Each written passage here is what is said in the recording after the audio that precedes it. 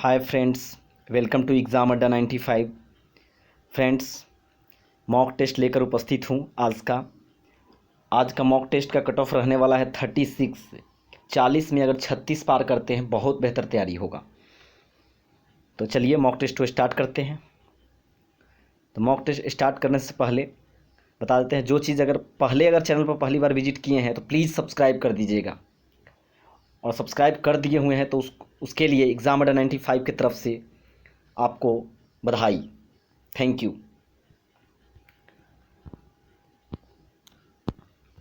काफ़ी रोचक और इम्पोर्टेंट क्वेश्चन रहता है सेट का।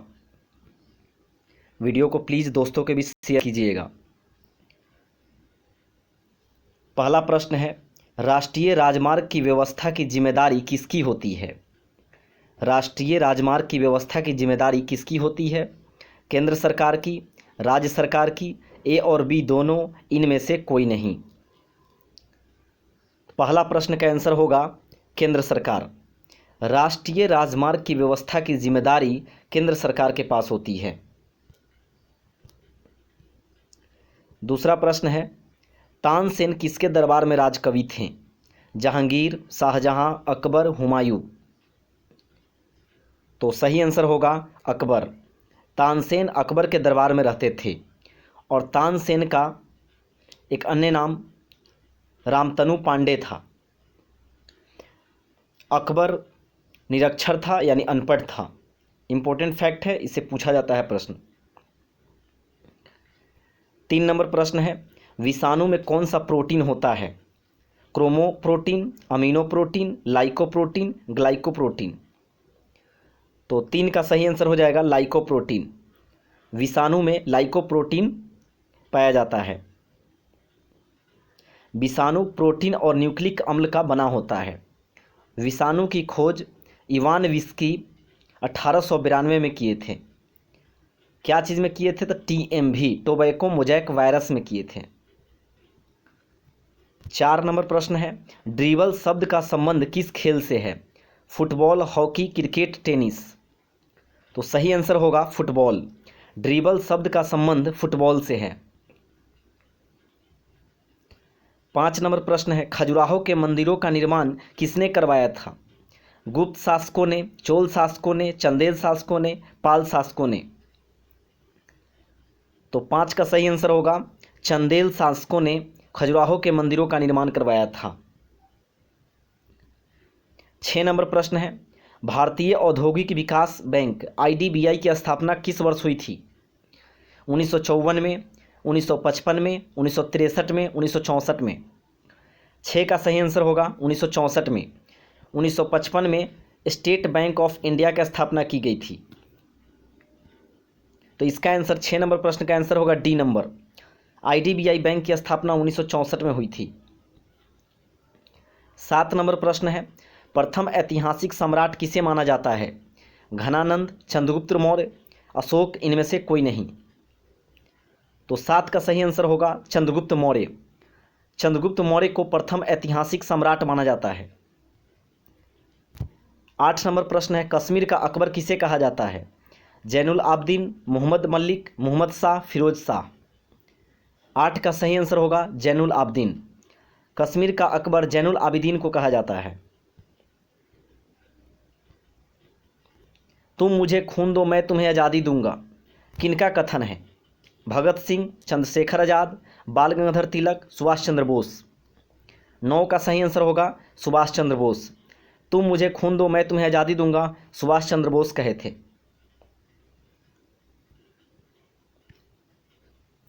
10 नंबर प्रश्न है, पंडित रविशंकर का संबंध किस वाद्य यंत्र से है? तबला, सितार, गिटार, शहनाई। तो सही आंसर होगा सितार। पंडित रविशंकर का संबंध सितार से है। बिस्मिल्लाह खां का संबंध शहनाई से है। 11 नंबर प्रश्न है, अबुल फजल किस मुगल शासक के दरबार में रहते थे? बाबर, हुमायूं, अकबर, जहांगीर। 11 का सही आंसर होगा अकबर। अबुल फजल अकबर के दरबार में रहते थे। 12 नंबर प्रश्न है, पंजशीर घाटी किस देश में स्थित है? भारत, तिब्बत, पाकिस्तान, अफगानिस्तान। 12 का सही आंसर होगा अफगानिस्तान। पंजशीर घाटी अफगानिस्तान में है। 13 नंबर प्रश्न है, जीवों के अवशेषों का आयु का निर्धारण किस विधि द्वारा किया जाता है? कार्बन डेटिंग विधि, यूरेनियम विधि, रिंगफेयर विधि, इनमें से कोई नहीं। 13 का सही आंसर हो जाएगा कार्बन डेटिंग विधि। जीवों के अवशेषों का आयु का निर्धारण कार्बन डेटिंग द्वारा किया जाता है। पृथ्वी की आयु ज्ञात की जाती है यूरेनियम द्वारा।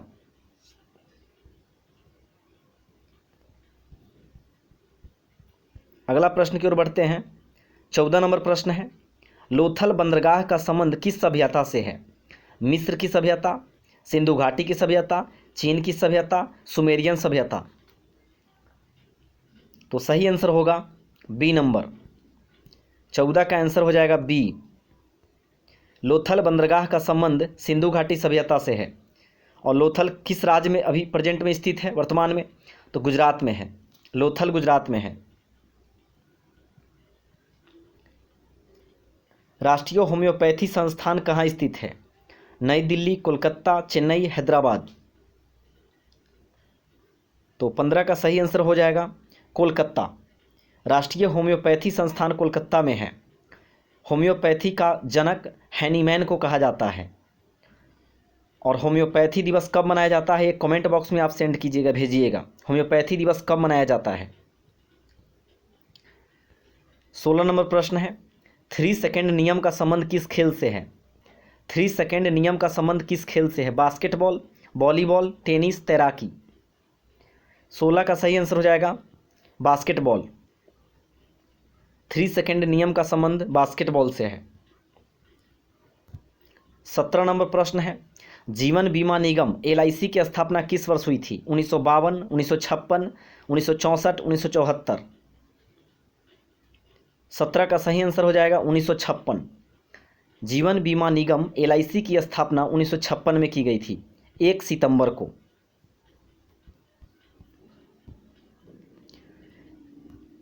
18 नंबर प्रश्न है, ग्रैमी अवार्ड किस क्षेत्र में दिया जाता है? सिनेमा, कोरियोग्राफी, संगीत, निर्देशन। 18 का सही आंसर होगा संगीत। ग्रैमी अवार्ड संगीत के क्षेत्र में दिया जाता है। भारत में डाक सेवा की शुरुआत किस वर्ष हुई थी? 1952, 1960, 1975, 1978। सही आंसर होगा 1960।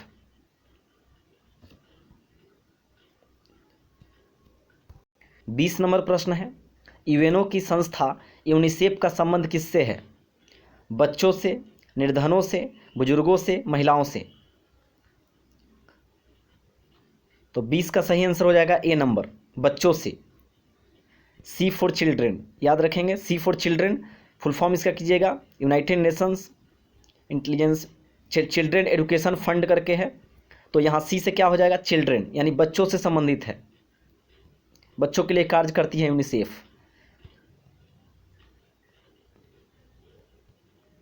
21 नंबर प्रश्न है, डाउन सिंड्रोम से पीड़ित व्यक्ति में कितने गुणसूत्र होते हैं? 45, 46, 47, 48। तो सही आंसर होगा 47। आप ऐसे भी याद कर सकते हैं इसको। मानव में होता है 46 गुणसूत्र और एक बढ़ गया है 47। ये कह रहा है डाउन, लेकिन हुआ क्या? एक बढ़ गया है। तो बोल रहा है क्वेश्चन डाउन, लेकिन क्या हुआ? एक बढ़ गया है, यानी 47 हो गया है। डाउन सिंड्रोम से पीड़ित व्यक्ति में 47 गुणसूत्र होते हैं।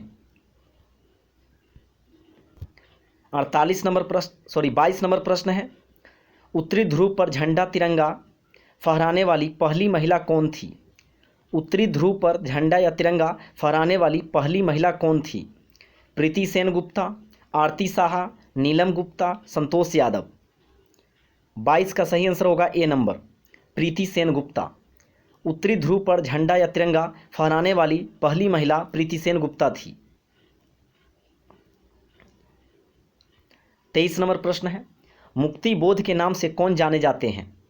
कबीरदास, गजानंद माधव, सूरदास, गोपाल सिंह नेपाली। 23 का सही आंसर होगा गजानंद माधव। मुक्ति बोध के नाम से गजानंद माधव को जाने जाते थे। 24 नंबर प्रश्न है, भारतीय प्रतिभूति एवं विनिमय बोर्ड सेबी की स्थापना किस वर्ष हुई थी? 1955 में, 1964 में, 1985 में, 1988 में? 24 का सही आंसर होगा 1988। 1988 में सेबी की स्थापना की गई थी। 25 नंबर प्रश्न है, लोकहितवादी के रूप में किसे जाना जाता था? गजानन माधव, गोपाल हरि देशमुख, बाल गंगाधर तिलक, महागोविंद रानाडे? तो सही आंसर होगा B number, Gopal Hari Deshmukh.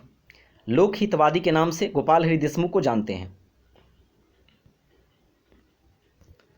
26 number प्रश्न है, अरावली की पहाड़ियाँ कहाँ स्थित है? बिहार, पश्चिम बंगाल, राजस्थान, पंजाब? तो अरावली की पहाड़ियाँ राजस्थान में स्थित है। 27 नंबर प्रश्न है, डिडवाना झील कहाँ है? डिडवाना झील कहाँ स्थित है? जम्मू कश्मीर, उड़ीसा, बिहार, राजस्थान? तो सही आंसर होगा राजस्थान। डिडवाना झील राजस्थान में है।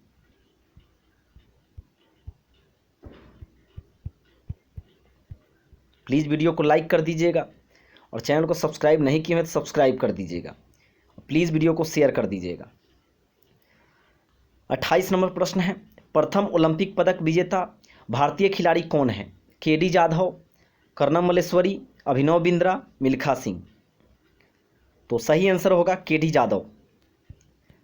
प्रथम ओलंपिक पदक विजेता प्रथम खिलाड़ी केडी जाधव थे। ओलंपिक में पदक जीतने वाली प्रथम महिला तब कर्णम मल्लेश्वरी है। और कौन से खेल में? तो भारोत्तोलन, वेट लिफ्टिंग में।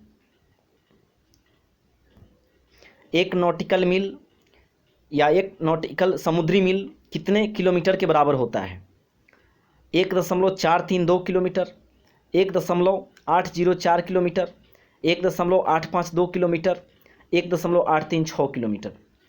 तो 29 का सही आंसर होगा सी नंबर, 1.852 किलोमीटर 1 नॉटिकल मील के बराबर होता है। अंतर्राष्ट्रीय न्यायालय की स्थापना किस वर्ष हुई थी? 3 अप्रैल 1946, 8 अप्रैल 1946, 15 अप्रैल 1946, 21 अप्रैल 1945? तो 30 का आंसर हो जाएगा डी नंबर, 21 अप्रैल 1945। अंतर्राष्ट्रीय न्यायालय जो है द हेग में स्थित है।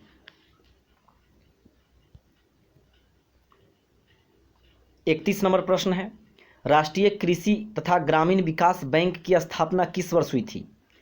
राष्ट्रीय कृषि तथा ग्रामीण विकास बैंक की स्थापना किस वर्ष हुई थी?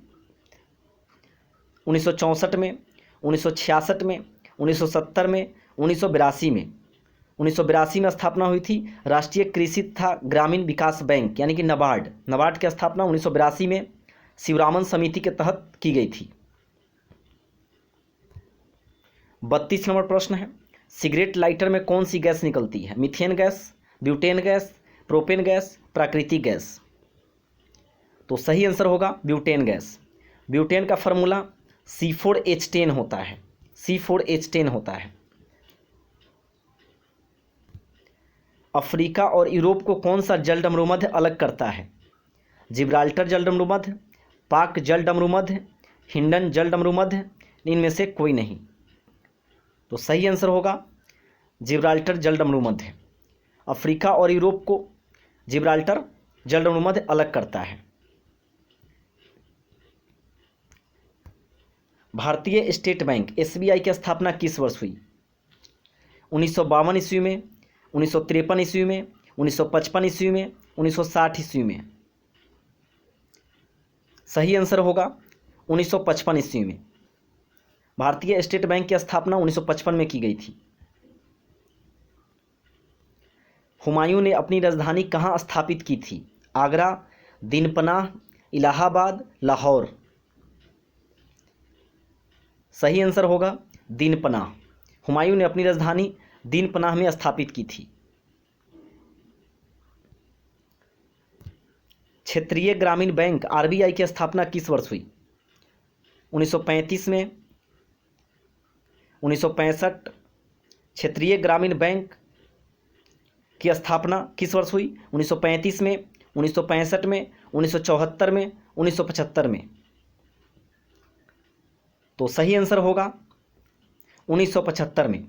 क्षेत्रीय ग्रामीण बैंक की स्थापना 1975 में हुई थी। रिजर्व बैंक ऑफ इंडिया की स्थापना 1935 ईस्वी में हुई थी। तो यहाँ करेक्ट आंसर होगा डी नंबर। क्षेत्रीय ग्रामीण बैंक के बारे में पूछा जा रहा है। 37 नंबर प्रश्न है, हवा का वाष्प घनत्व कितना होता है? 10.5, 12.6, 14.4, 16.2। 37 का सही आंसर हो जाएगा 14.4। हवा का वाष्प घनत्व 14.4 होता है। विश्व भू दिवस यानी पृथ्वी दिवस कब मनाया जाता है? 5 अप्रैल, 12 अप्रैल, 22 अप्रैल, 30 अप्रैल। तो सही आंसर हो जाएगा 22 अप्रैल। विश्व भू दिवस मनाया जाता है 22 अप्रैल को। 39 नंबर प्रश्न है, भारतीय रिजर्व बैंक आरबीआई की स्थापना किस वर्ष हुई थी? 1935 ईस्वी में, 1948 ईस्वी में, 1955 ईस्वी में, 1964 ईस्वी में। तो सही आंसर हो जाएगा 1935 ईस्वी में। 1935 ईस्वी में आरबीआई की स्थापना हुई थी, जो कि 1949 में राष्ट्रीयकरण हुआ था। 1955 में क्या हुआ था, अभी आया था, एसबीआई की स्थापना हुई थी। और 1964 में आईडीबीआई बैंक की स्थापना हुई थी, आईडीबीआई। आखिरी प्रश्न है 40 नंबर, सूर्योदय का देश किसे कहा जाता है? इंग्लैंड, जापान, भारत, संयुक्त राज्य अमेरिका। तो 40 का सही आंसर हो जाएगा जापान।